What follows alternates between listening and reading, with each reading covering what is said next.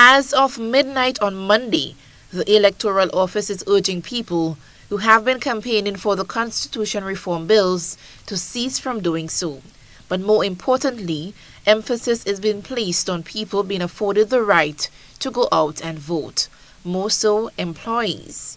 In recent elections, there were reports of employers not allowing staff the time off or taking certain actions when they decided to go out and vote.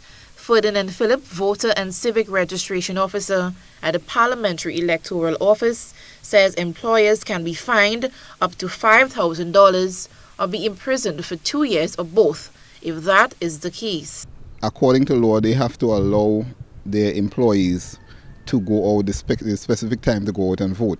Now, a general day is not given. It's not a public holiday, but it is expected that persons who are working would be given the required time. And of course, if persons are found contravening those requirements, they would be dealt with according to law.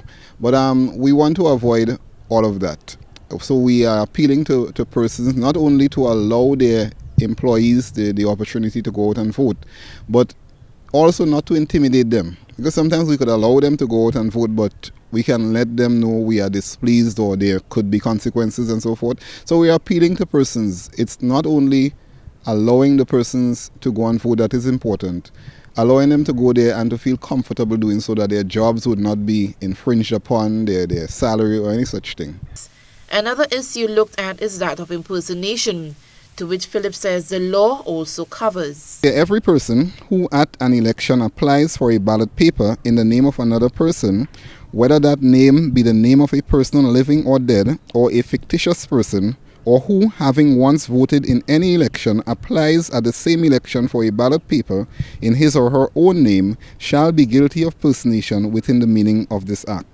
And the penalty for personation, every person who is guilty of personation or of aiding, abetting, counseling, or procuring the commission of the offense of personation shall, on conviction thereof, on indictment, be liable to imprisonment for 2 years or to a fine not exceeding $2,400 or to both imprisonment and fine.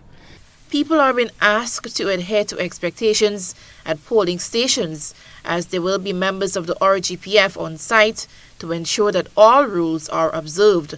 Persons should also note that the sale of alcohol is prohibited within 100 yards of any polling station. Eugenia Peters, GBN News.